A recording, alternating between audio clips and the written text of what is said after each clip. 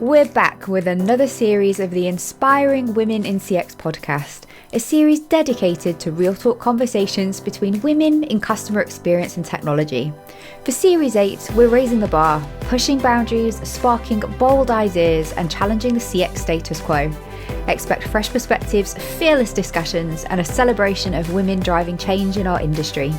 I'll be your host, Claire Muscat, and in today's episode, I'll be talking to a seriously inspiring lady from the UK about what it really takes to move up in your career. A managing partner at executive search firm Douglas Jackson, she helps CEOs hire diverse, impactful talent. Passionate about business, leadership, CX and inclusion, she's shaping the future of the industry as a member of the Customer Institute and host of the Impact Room podcast. A business owner, speaker and mentor, she's on a mission to build high-performing teams and inclusive workplaces that drive real results. Allow me to introduce you to today's inspiring guest, Michelle Ansell. Hi, Michelle. Hi, Claire. How are you? I'm very well, thank you. How are you doing today? Yeah, great. Thank you. Thanks very much for the invite. Great to be here. Welcome to the Inspiring Women in CX podcast, and welcome to everybody listening or watching wherever they are. And then good old Inspiring Women in CX fashion, we're just going to jump straight in with our first question. Yeah. And that is, can you share a little bit about your career journey and how you ended up where you are today? So I think, how did I end up here? By pure luck and the wiggly, windy road of circumstance, I think, and that's the clear crux of it. I mean, I'm comprehensively educated. I'm born and bred in Birmingham, so I left school. Wasn't particularly good in school. I really didn't enjoy the experience, to be honest with you. Didn't really know what I wanted to do in life. Applied for a lot of roles, got rejected for an awful lot of roles, and ended up in insurance, funnily enough. And I was lucky enough, and this sort of does fall through my career as well. I was lucky enough to have a number of supportive people, mentors, I suppose, people who gave me time, saw something in me when I had literally no experience, knowledge, or anything else going for me, and sort of gave me a chance. And so I started off in a small insurance broker, Norton Insurance Brokers. Started working on the counter, doing sort of quotes for house and car insurance, did some bookkeeping with them, started doing a little bit of sales, I suppose, when's your house insurance renewal due, that sort of stuff. And then after a couple of years, I got a job with the AA Insurance Services, so big corporate. Brilliant training. Again, I was on the phones, I was doing telesales, and I did relatively well. I was one of the high performers. I used to get into all the sort of top achiever awards, and so I got some opportunities to be, a team leader, a relief manager, and then eventually, again, I got offered my own shop as a manager for the AA Insurance Services, and I was one of the youngest people that had ever had their own shop. And again, we did a really good job. Won awards, etc., etc. But then, as the contact center industry was evolving and growing, the shop closures started to come, and so redundancy was offered, or another bigger shop was offered, or going to the contact centers. And I was relatively young at the time. I was still in my 20s, and I thought, however many thousands it was a lot of money at the time. I thought, if I can take that money, I can get a new car, I'll get another job easily, blah blah blah. So that's what I did, and that was the end of my insurance career. And then again, applied for a lot of jobs, got rejected a lot of things, and so the only person who offered me a job was someone in recruitment, and here we are. So I started out in recruitment. I've done a lot of recruitment, finance, accounting. Again, I worked for Reed Accountancy for a long time, another big corporate, loads of great training, loads of mentors and things, some small SMEs, and again, some very supportive leaders, some not so, hence I ended up starting on my own. And then, I started Douglas Jackson 18 years ago, and here we are today. Wow, that's such an inspiring story, and really great to hear someone else talking about it wasn't like a kind of linear path of just success to success to success. There were clearly some challenges and struggles there, but persistence paid off, right? And for sure, being able to figure your way through a path that has several obstacles sometimes ends up with you in the right place in the end. And fabulous that 18 years ago you were able to start your own company and that you're flourishing today. Wow. Not without its challenges or struggles, as we know, Claire. No, right? That's true. Yeah. So people often think, oh, you're your own boss, it must be a lot easier, but then all the other responsibilities that come with running your own company, wow. And they never seem to cease. So from your perspective as a leadership headhunter, what do you think are the biggest misconceptions people have about moving up in their careers, especially thinking about some of our listeners out there who might be feeling stuck or really underestimating themselves right now? Yeah, so there's quite a lot I can get into here. So stop me if I'm going way, way off track. You go for it, Michelle. Yeah. So, I mean, I start with, some of the very simple basics. And I know people will know these things, but, we can't get away from them. There's no silver bullet. So I think firstly, I'd find a reason to do something versus a reason not to. I talk to, I don't know, tens of people every week at a senior leadership level, sometimes more than that. And people are very good telling you what they don't want and why they don't want to do things, less so to tell you what they do want. That is a real problem, I find. And obviously I talk to some very experienced, very strong leaders and professionals, Consider the uniqueness of your individuality versus the comparison to everybody else. Again, this is something I hear all of the time. It's like, I don't have this, or will this all stand against me? Or everybody's background and journey, as we've just talked about, is unique to them. And everybody's journey has challenges or successes. And you don't know until, it's all that old adage, you don't know someone until you walk a mile in their shoes. It's easy to look from the outside looking in and think everybody's got something you haven't, but actually you've probably got an awful lot. I would lean into your own uniqueness and individuality and what makes you special versus what you think everyone else has got. I think the PI model is really important. I don't know if you know Harvey Coleman's PI model, but please tell us what the PI model is. Well, do look into it. I'm going to just very highlight it here, but not go into great details. But according to the PI model, performance accounts for only about 10% of what drives career success. The other 90% is a mix of image and exposure. And I think certainly, I think women leaders, they tend to go more on the performance side. They think if I work hard enough, if I show what I can do, the opportunity will come.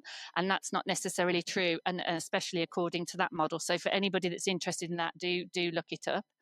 I also think people, and again, this does apply to men, but especially for women and underrepresented backgrounds, sometimes it can wait to be tapped on the shoulder for the right time, but in truth, most leaders that I've placed or I've seen, they have to start acting like leaders before they actually get the title or get the position. They have to take the opportunities. They have to be curious, agile, flexible, and as we've just said, sometimes the path, it isn't the path you think, and it's having that courage to sort of do it, take the chances, and almost fake it before you make it. And that goes on to that.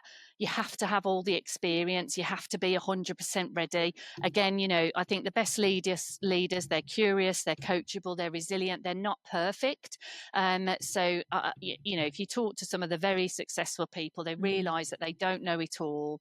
They're brave, they can take and make the decisions, they can lead, but they have the people around them who are the subject matter experts. I think when you feel that you need to be that subject matter expert and in the granular detail and knowledge, that's where you sort of get lost and lose your way in terms of leadership careers. Yeah, a lot of what you said resonated with me there. One point that really stuck out actually was about women feeling the need to prove themselves and focusing on proving themselves more than maybe talking about themselves, or I can't remember the exact words you used, but was it like profile image and exposure? Image and exposure. And I guess I'm in the startup world, and it's interesting how venture capitalist investors, which are mainly men, do actually judge women more on their track record than they do men. So men can have a vision, and the venture capitalist investors will be sold on their vision. Women have to have a vision, a plan, the experience to back it up.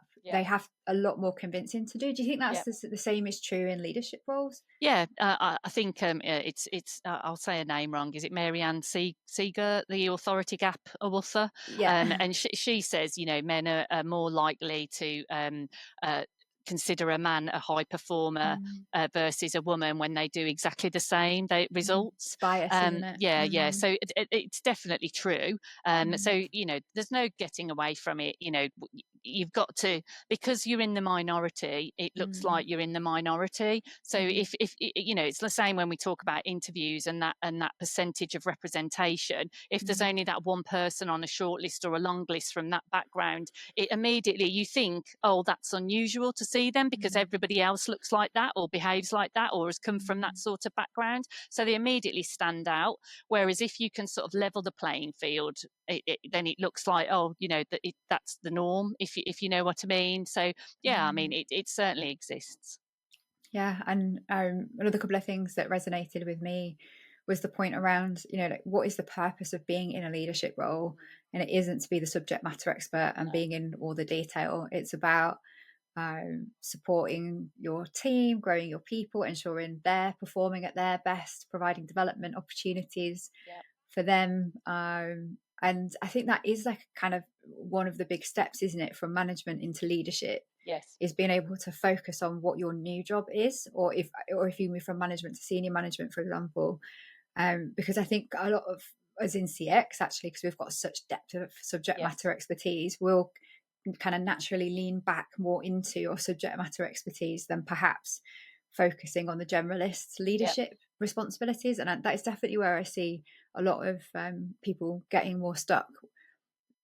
And if they've got leadership opportunities, even within a management role, how can you, I think to your point, really lean into that and talk, to be able to talk about examples of leadership and experience when you are going after these bigger roles, wherever that opportunity may be. And I also loved fake it till you make it. And it is so true, isn't it? I believe the same thing is kind of true with confidence. Things like public speaking, you have to pretend you're not scared until you can convince yourself actually that you're capable and you can do it. But you have to act as if you are, even if you're not 100% sure. But even in those, I think the fear is a necessity a lot of the time. And even when you hear some of the most experienced people and the comedians or famous people, they still have that fear. And it's not, maybe it's not something necessarily to worry when you get that. It's learning to manage that feeling, because even now I can feel my palms, they're a little bit clammy and sweaty just doing this with you. I know you, we've met before, I do this myself, but it's still there. So I think it's just acknowledging how you feel and allowing it to allow you to do it regardless, rather than hold you back. Yeah, I think my top tip for anybody listening is when you feel that anxiety, that fear, it's about being able to tell yourself you're not scared, you're excited, because physiologically it is exactly the same stuff that goes on in your body. So when you start feeling fear, particularly around a big event or like speaking on stage or you're doing a presentation at work or a podcast, it's just to be able to go, I'm excited. And for some reason, it's like magic. It switches you from the fight or flight mode into flow. So that's a good one. So sorry to interrupt your listening, but I just wanted to take a moment to tell you a little bit more about Wix. We're the world's first online membership community for women in customer experience. Our mission is clear, and that's to unleash the power of women to lead the future of human-centered business. Working in CX can feel lonely at times. We're often single-handedly trying to change the way organisations think and behave about customers. On our paid platform, you can discover a vibrant tribe of fellow female professionals, find support from knowledgeable peers, learn best practices from experts and practitioners, and be inspired to up your game through leading-edge CX and EX thinking. If you feel like you aren't making enough progress with your CX objectives, are unsure about what your next move looks like, or struggling to achieve your career ambitions, you're not alone. To learn more about membership, see how women are progressing personally and professionally with the support of the #1 community in CX, you can apply to join us today by visiting www.womenincx.community/membership. I really hope I get to see you there soon. So the broken rung is a challenge that we talk a lot about here at Women in CX, with many women in CX and technology struggling to take that first step into management and then that next step in from senior management into leadership. So what strategies or approaches have you seen work for people breaking through into those leadership roles? Yeah, so and let's just go back a little bit to what you said about management to leadership. The reality is, to be a leader, you don't have to be in a leadership role, and I think that's one of the forgotten elements of because people can practice leadership without being a leader. And I think, again, project leadership. Correct. Yeah. Even just if you're in a team, how you can get people to rally, so you can do a lot of things to help you be a leader at any role. Even if you're at entry level, you can still lead. And I think that's almost forgotten. If I don't have the power, if I don't have the title, I'm not a leader, but you actually could well be. So I think there's that. I go back to that belief, that confidence, that being brave, that putting yourself out there. I think telling people what you want is something that is really underutilized. I was with I was on another women's group not all that long ago in person. I was talking to a young lady, clearly very capable, very professional, highly educated, working with one of the big consulting firms. And she told a story, because we were talking about how, maybe she doesn't get picked for promotion or the bonus or etc. And she said her boss came to her and said, why don't you ever come to me? And she said, I'm busy getting on, performing, doing the job, delivering the projects. And they're like, yeah, and I never hear from you from month to month to month. And your male counterparts, or even constantly let's say updating correct, constantly in the office, telling them what they want, asking for things. And if you think about it, when bonus time comes or a promotion and you've got someone that's constantly badgering you versus someone that you never hear from, that is like just getting on with the job, where are you going to put the money? Where are you going to put the opportunity? It shouldn't be like that, but that's a bit about making your own luck, I think. So telling people and asking people how you can get there, I think they're really important things that everybody can do very, very easily. Ask people, get feedback, go to anybody. And again, whilst I'm a big advocate for women's groups as well as CX groups and what have you, but I do think that we need to push ourselves outside of these groups and go to finance, sales and marketing, whatever it might be, supply chain, but literally look in the organization and ask for regular feedback. And find people that, if they're not willing to be a mentor or, something like that, that they will give you feedback and give you a leg up, ask for their help.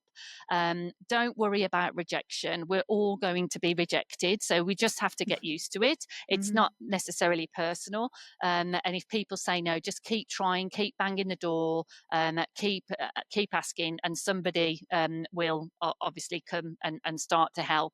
As I said, mentorship is good. If you can't find a mentor yourself, upwards or sidewards, even mentoring somebody in a more junior or other area for you is proven to sort of increase someone's viability for careers. Both the mentor and the mentee generally do better, perform better in that environment. So even if you can't find a mentor, look to mentor others, and you'll get a great deal from that, and it will help you grow and become a better leader. And then networking, I do think that generally men, not all, but generally men are better than women at networking.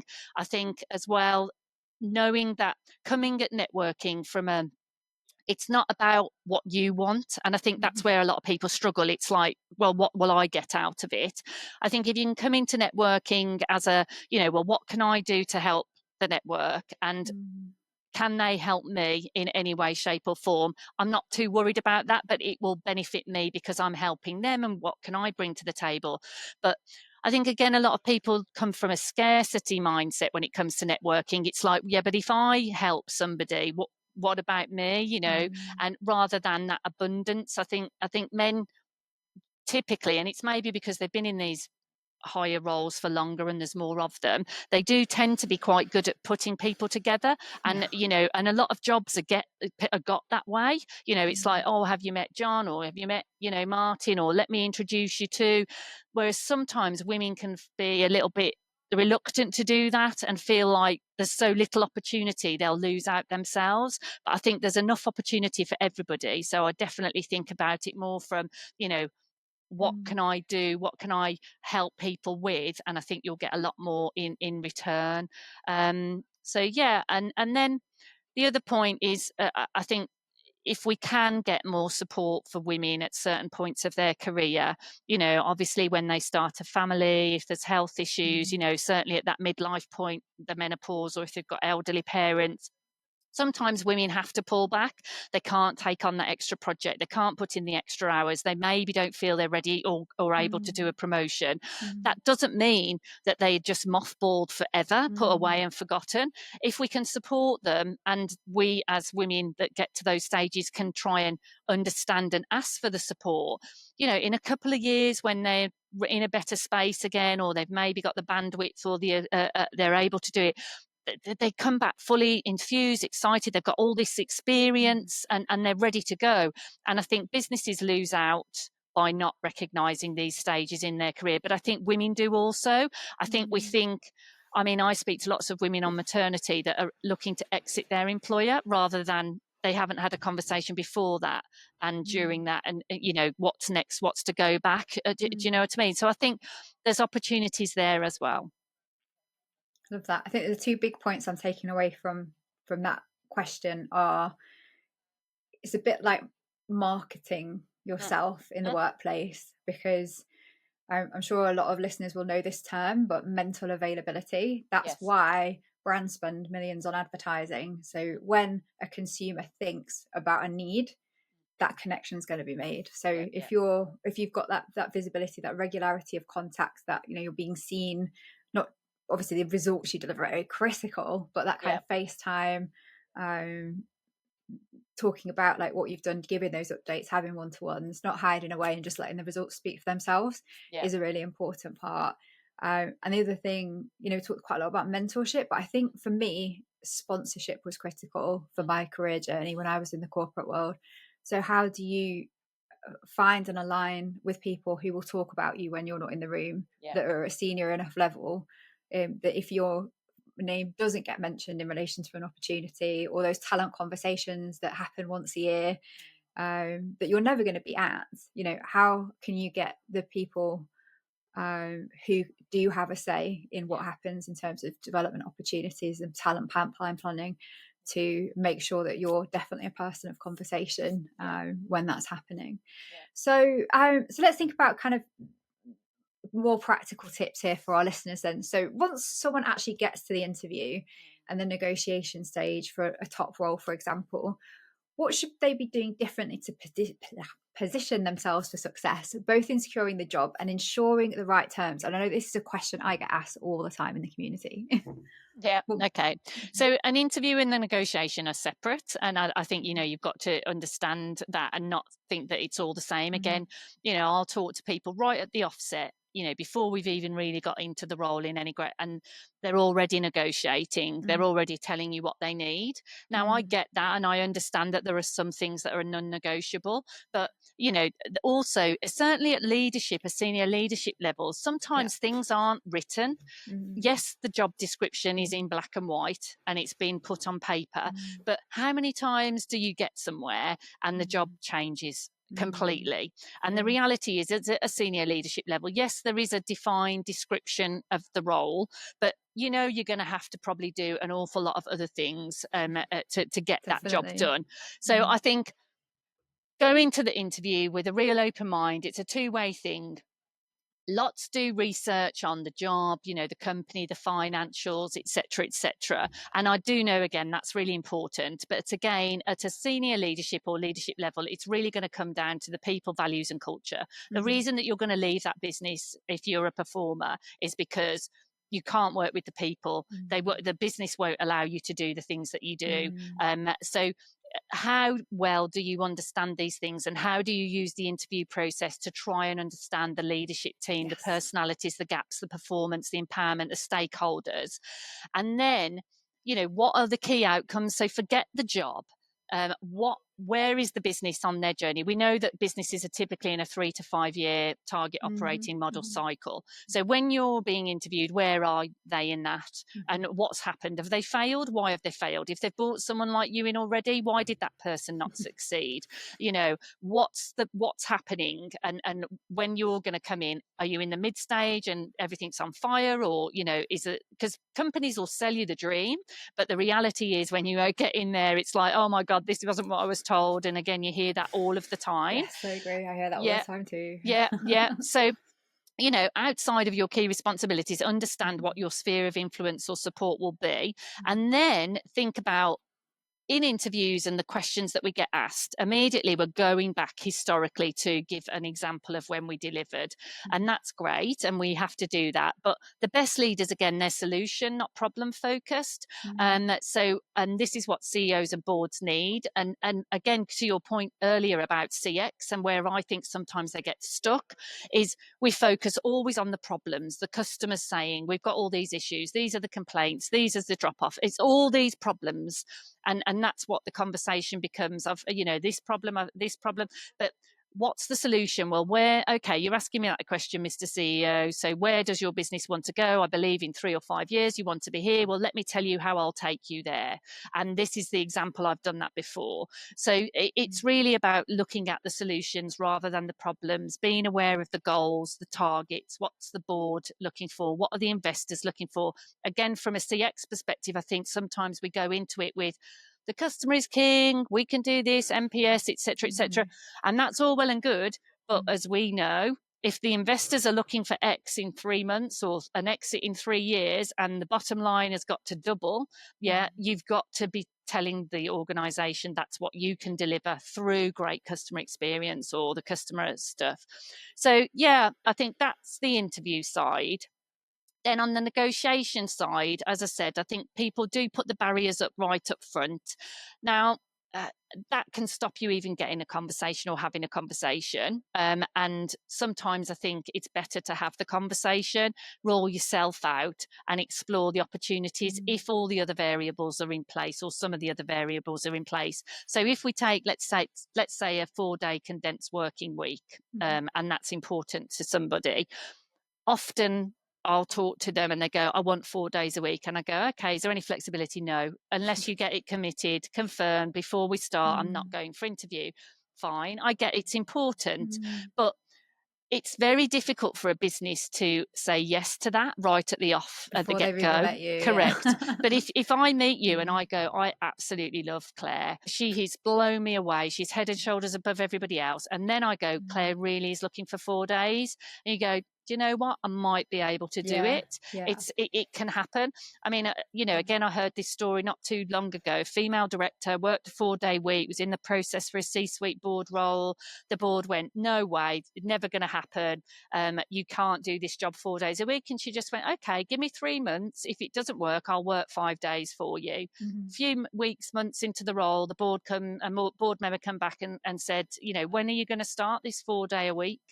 And she'd been doing it from day one, right? I love that story. That's a really good one. And that's it. So I do think, if something's important to you, fine, but where's the flex? Where's the agility? So in negotiation, I think, know your non-negotiables up front. It isn't often the package, but what are the other elements? So like I say, I'll often see people willing to drop, sometimes 20, 25, sometimes more % of their package for something else, whether it's closer to home, more flexibility, more responsibility, whatever it might be.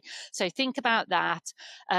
Everything you give, what can you get in return? I think people are very uneasy about when it comes to negotiation. So definitely think about it well in advance. Don't lowball yourself. Women are really bad at this. What are you looking for a package? Well, I'm used to being paying this, but actually I don't need that and I'm willing to accept this. No, stop doing that. Stop doing it. And equally, don't consider a lower level role. And then, when you do get the offer, start negotiating to ridiculous levels sort of thing.